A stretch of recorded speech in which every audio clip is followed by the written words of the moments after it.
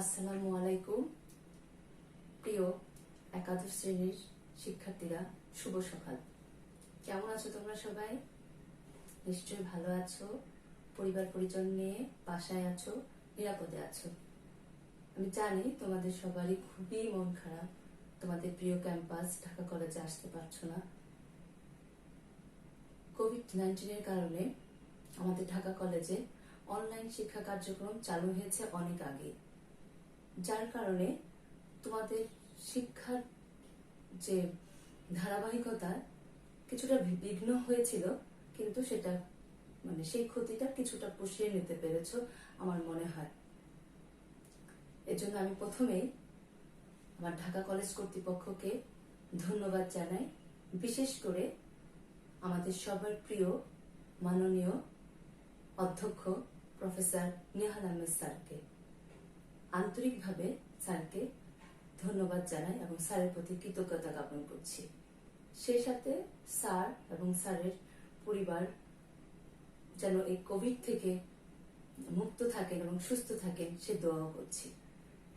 শুধু তাই না, আমি আমার ঢাকা কলেজের বৃহৎ পরিবারের সকল সদস্যের সুস্থতা কামনা করছি। প্রিয় ছাত্ররা, অনলাইন ক্লাস অনেক আগে থেকেই শুরু হয়েছে ঢাকা কলেজে, কিন্তু তোমাদের ভূগোলের ক্লাসটা আমাদের এখনো নেওয়া হয় নাই। আজ প্রথম একাদশের ক্লাসটা নেওয়া হবে। তার প্রধান কারণ হচ্ছে আমাদের থিওরি ক্লাস সম্পূর্ণভাবে সিলেবাস শেষ হয়ে যায় একাদশে, সে সাথে আমাদের প্র্যাকটিক্যালও অনেকাংশে শেষ হয়ে যায়, যার কারণে এই সময়টা ক্লাস নেওয়া হয় না। তারপরেও এখন আমরা আবার অনলাইন ভিত্তিক ক্লাস নেওয়া শুরু করছি। তবে এখানে তোমাদের কাছে আমার অনুরোধ যে তোমাদের যে বিষয়গুলা, যে অধ্যায়ের যে টপিকগুলা তোমাদের একটু সমস্যা আছে বা বুঝতে অসুবিধা ফিল করছো অথবা বুঝো নাই, তোমরা আমাদেরকে জানাবা। বিশেষ করে আমি এবং মুনমুন ম্যাডাম, যারা তোমাদের একাদশের কোর্স টিচার, আমরা তাহলে সেই বিষয়গুলো নিয়ে আলোচনা করব। এখন তো ডিটেলস সিলেবাস আলোচনা করার সুযোগ নাই। তো যাই হোক, আজকে আমরা একাদশে ভূগোলের পঞ্চম অধ্যায় নিব। পঞ্চম অধ্যায় হচ্ছে জলবায়ু উপাদান ও নিয়ামক। আমরা জলবায়ু উপাদান ও নিয়ামক শেখার আগে প্রথমেই আমাদের জানতে হবে আবহাওয়া কি। আবহাওয়া কি তোমরা সবাই জানো, যেহেতু এটা রিভিশন ক্লাস, তারপরেও আমার মনে হয় তোমাদের কম বেশি সবাই জানো। তারপর আবার বলছি, আবহাওয়া হচ্ছে বায়ুমণ্ডলের একটা অস্থায়ী অবস্থা। কোন একটা নির্দিষ্ট স্থানে, একটা নির্দিষ্ট দিনে বা সময়ে সেই স্থানের বায়ু চাপ, আর্দ্রতা, তাপমাত্রা, বৃষ্টিপাত, মেঘাচ্ছন্নতা, এই মৌলিক বিষয়গুলোর সমষ্টিকে আবহাওয়া বলে। আবহাওয়া একটা স্বল্পকালীন অবস্থাকে প্রকাশ করে, বায়ুমণ্ডলের একটা স্বল্পকালীন অবস্থাকে প্রকাশ করে আবহাওয়া। এই আবহাওয়া পরিবর্তনশীল। তারপরে আসি জলবায়ু কি। জলবায়ু হচ্ছে 25 থেকে 30 বছরের আবহাওয়ার গড়কে জলবায়ু বলা হয়। যেহেতু আবহাওয়া পরিবর্তনশীল, তাহলে জলবায়ু পরিবর্তনশীল। আমরা তাহলে এখন আবহাওয়া এবং জলবায়ু সম্পর্কে আমাদের ধারণা হয়ে গেছে। এখন আসি জলবায়ুর উপাদান। জলবায়ুর উপাদান আর আবহাওয়ার উপাদান একই। জলবায়ুর উপাদানগুলো কি? তাপমাত্রা, বায়ুর চাপ, বায়ুর প্রবাহ, বায়ুর আর্দ্রতা, বৃষ্টিপাত, মেঘাচ্ছন্নতা। এখন দেখি উপাদানগুলো কিভাবে কাজ করে। তাপমাত্রা, বায়ুমণ্ডলের উষ্ণতম এবং শীতলতম অবস্থাকে তাপমাত্রা বোঝানো হয়। পৃথিবীতে বা ভূপৃষ্ঠে অথবা বায়ুমণ্ডলের তাপের প্রধান উৎসই হচ্ছে কি? সূর্য। সূর্য থেকেই পৃথিবী উত্তপ্ত হয়। সূর্য থেকে যে আলোক রশ্মি পৃথিবীতে বা ভূপৃষ্ঠে এসে পতিত হয়, এই আসার সময় বায়ুমণ্ডলে কিছু তাপ বায়ুমণ্ডল শোষণ করে। বায়ুমণ্ডলে অবস্থিত বিভিন্ন গ্যাসীয় উপাদান, ধূলিকণা, জলীয় বাষ্প তাপ ধারণ করে। এভাবে বায়ুমণ্ডলে উত্তপ্ত হয়। যে তাপমাত্রা উষ্ণতম, সেটাকে উষ্ণতম জলবায়ু বলে। আর যে তাপমাত্রা কিছুটা কম বা মধ্যম, সে নাতিশীতোষ্ণ জলবায়ু বলে। আর যে বায়ুমণ্ডলের তাপমাত্রা খুবই কম, সেটা শীতল বা হিমমণ্ডল বা মেরুদেশীয় জলবায়ু বলে। এখন আসি বায়ুর চাপ। বায়ুর চাপও জলবায়ুর একটা গুরুত্বপূর্ণ উপাদান। বায়ু বিভিন্নভাবে চারিপাশ দিয়ে চাপ দেয়। বায়ুর চাপটাও নির্ভর করে বায়ুর তাপমাত্রার উপরে। উষ্ণ বায়ুর ঘনত্ব কম, যার কারণে উষ্ণ বায়ু হালকা হয় এবং হালকা হয়ে উপরে উঠে যায়। আর শীতল বায়ু তার ঘনত্ব বেশি, যার কারণে এর চাপও বেশি, এজন্য সেটা উপর থেকে নিচের দিকে প্রবাহিত হয়। বায়ুর চাপ দুই ধরনের, উচ্চচাপ বিশিষ্ট বায়ু এবং নিম্নচাপ বিশিষ্ট বায়ু। আমরা যদি দেখি যে নিম্নচাপ বায়ু উষ্ণ হবে এবং সেটা সবসময় উপরের দিকে প্রবাহিত হবে, আর শীতল বায়ু ভারী হবে এবং নিচের দিকে প্রবাহিত হবে। এটাকে আমরা শীতল বায়ুটাকে আমরা সবুজ রং দিয়ে দেখাতে পারি বা নীল কালি দিয়ে।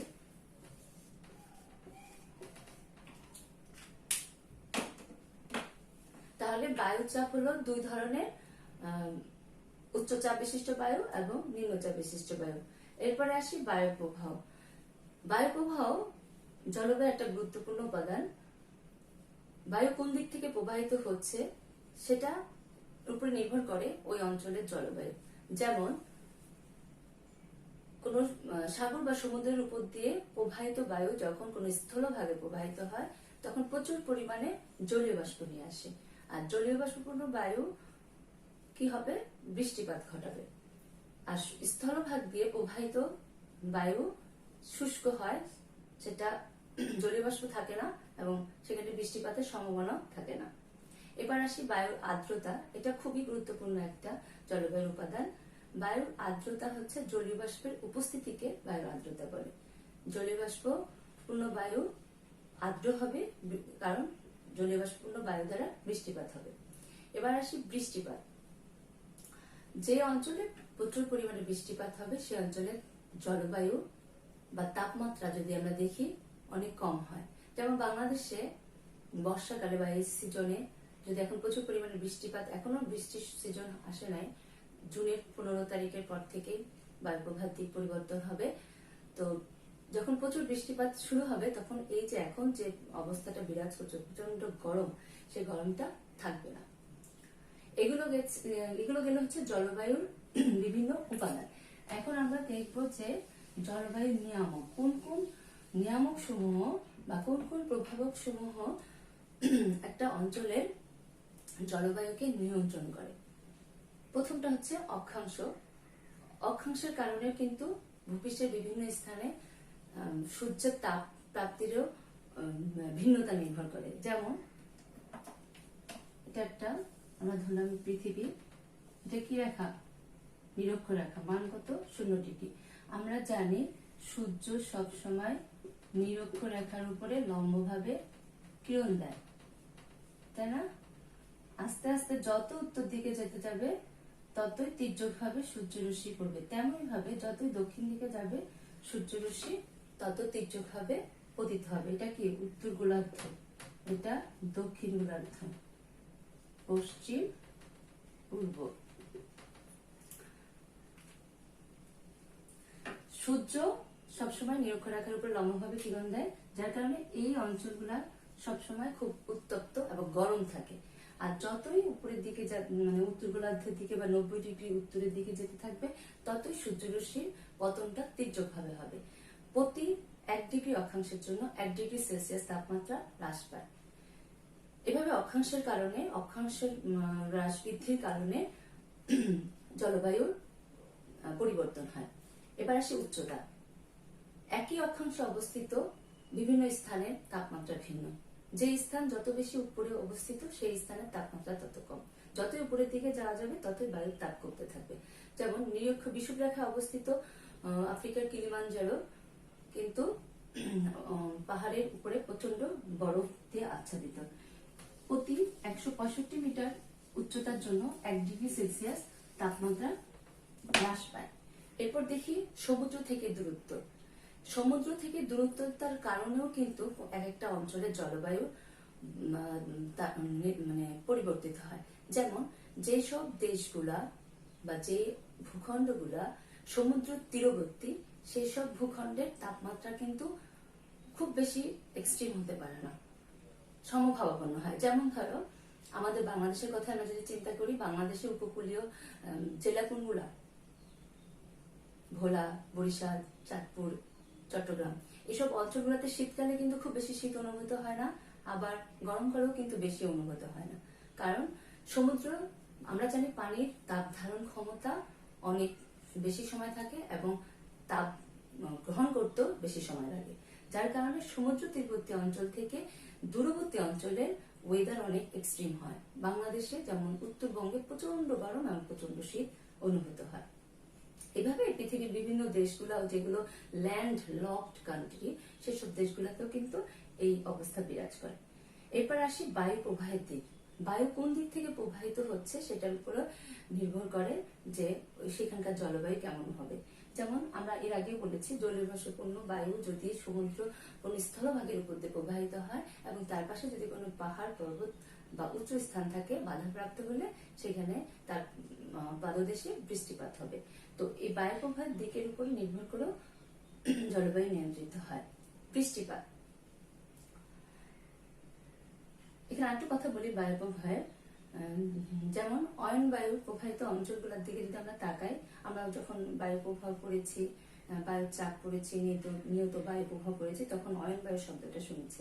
অয়ন বায়ু প্রবাহিত অঞ্চলগুলা পূর্ব দিকের দেশগুলা যদিও সমুদ্র উপকূলীয় অন্তর্ভুক্ত, কিন্তু তারপরও পশ্চিমে যে দেশ মহাদেশগুলা বেশিরভাগই মরুভূমি, কারণ জলীয় বাষ্প সেখানে না থাকাতে বৃষ্টিপাত হয় না। আচ্ছা, বৃষ্টিপাত কিন্তু সবসময় বায়ু প্রবাহের উপরেও নির্ভর করে না। যেমন নিরক্ষীয় অঞ্চলে, আমি একটু আগে একটা চিত্র দেখিয়েছি যে নিরক্ষীয় অঞ্চলে বায়ু প্রবাহ না হলেও অত্যধিক তাপমাত্রার কারণে, কারণ নিরক্ষীয় অঞ্চলে সূর্য সারা বছরই লম্বভাবে কিরণ দেয়, সারা বছর লম্বভাবে কিরণ দেওয়ার জন্য কি হয় যে আমরা যদি মানচিত্রে লক্ষ্য করি, নিরক্ষীয় অঞ্চলে কিন্তু স্থলভাগের চাইতে জলভাগের পরিমাণ বেশি, যার কারণে অতিরিক্ত তাপের কারণে পানি বাষ্পীভূত হয়ে উপরে উঠে যায় এবং পরিচালন প্রক্রিয়া প্রতিদিন বিকালের দিকে বৃষ্টিপাত হয়। বৃষ্টিপাতের কারণে নিরক্ষীয় অঞ্চলে কিন্তু অত বেশি গরম হয় না, কারণ প্রত্যেক দিনই বৃষ্টি হচ্ছে, যার কারণে তাপমাত্রা ফল করছে। এবার সমুদ্র স্রোত জলবায়ুর নিয়ন্ত্রণের একটা অন্যতম নিয়ামক। যেসব অঞ্চলের উপর দিয়ে বা পাশ দিয়ে বা উপকূল দিয়ে যেসব দেশের বা রাষ্ট্রের পাশ দিয়ে উষ্ণ স্রোত প্রবাহিত হয়, সেসব দেশগুলা মানে শীত প্রধান অঞ্চলে অবস্থিত হওয়া সত্ত্বেও সেখানে বরফ জমতে পারে না। আবার উষ্ণমণ্ডলীয় অঞ্চলে অবস্থান হওয়া সত্ত্বেও শীতল সমুদ্র স্রোতের কারণে সেখানে বরফ জমে। তারপর আসি পর্বতের অবস্থান। পর্বতের অবস্থানের কারণেও কিন্তু একটা অঞ্চলের জলবায়ু নিয়ন্ত্রিত হয়। যেমন বাংলাদেশের ক্ষেত্রে, বাংলাদেশ ভারতের ক্ষেত্রে আমরা উদাহরণ দিতে পারি হিমালয় পর্বত। হিমালয় পর্বতের অবস্থানের কারণে কিন্তু বাংলাদেশ এবং ভারত মরুভূমি হয় নাই, কারণ বঙ্গোপসাগর থেকে জলীয়বাষ্পপূর্ণ বায়ু যখন প্রবাহিত হয়ে হিমালয়ে বাধাপ্রাপ্ত হয়, তার পাদদেশে বৃষ্টিপাত হচ্ছে। আবার সাইবেরিয়া থেকে শীতল বাতাস হিমালয়ের জন্য এই উপমহাদেশে প্রবেশ করতে পারে না। এভাবে পর্বত, কোন একটা অঞ্চলে পর্বতের অবস্থান জলবায়ুকে নিয়ন্ত্রণ করে। এরপরে আসি বনভূমি। বনভূমিও একটা অঞ্চলের জলবায়ুকে ভীষণভাবে নিয়ন্ত্রণ করে। যেমন আমরা যদি লক্ষ্য করি, যেসব জায়গায় গাছপালা বেশি, সেখানে বড় বড় গাছ হলে তার নিচে মাটিগুলো সিক্ত থাকে, আর্দ্র থাকে। আবার অতিরিক্ত গাছপালা বা অনেক গাছপালা কি করে, বাষ্পী প্রস্বেদন করে। ওইখানে যে বাষ্পীভবন হয়, সেখানেও কিন্তু দেখা যায় আশেপাশে বৃষ্টিপাত না হলেও ওই বনভূমিতে বৃষ্টিপাত হয়। যার কারণে বনভূমি অঞ্চলগুলোতে, আমাদের দেশে যদি দেখো দক্ষিণ পূর্ব এবং সুন্দরবন, এসব জায়গাগুলোতে প্রচুর বৃষ্টিপাত হয়ে থাকে এবং বৃষ্টিপাত হলেও তাপমাত্রা এক্সট্রিম হতে পারে না। আচ্ছা, ভূমির ঢাল। ভূমিটা কোন দিকে ঢালু? সূর্যের দিকে ঢালু ভূমি উত্তপ্ত হয় বেশি, আর তার ঠিক প্রতিবাদ স্থানে কম উত্তাপ হয়। এই ভূমির ঢালও একটা অঞ্চলের বা একটা জায়গার জলবায়ুটাকে বা ওখানকার তাপমাত্রা, বৃষ্টিপাত, আর্দ্রতা সবকিছুকে নিয়ন্ত্রণ করে। তারপরেরটা দেখি মাটির বিশেষত্ব। মাটির বিশেষত্ব মানে হচ্ছে মাটির গুণাগুণ আর কি।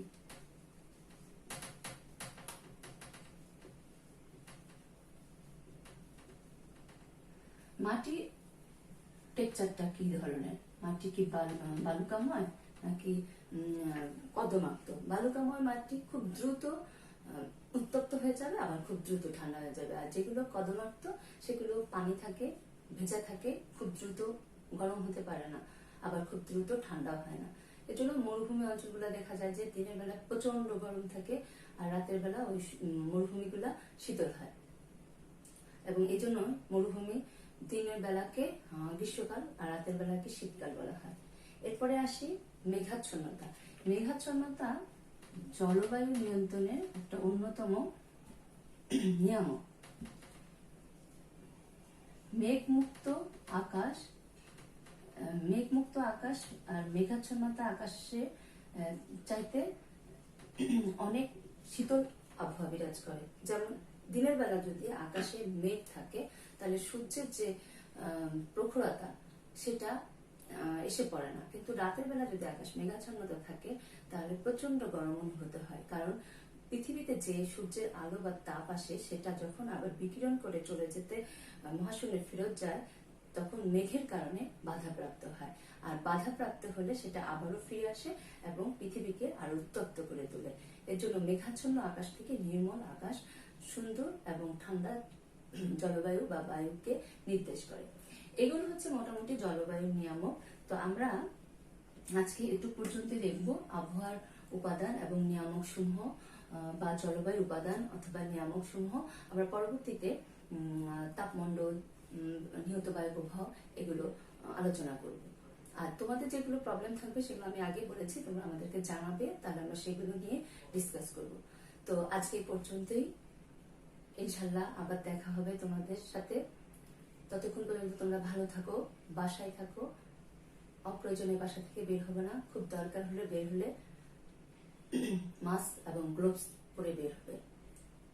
তো সবার সুস্থতা কামনা করে শেষ করছি। আল্লাহ হাফেজ, আসসালামু আলাইকুম।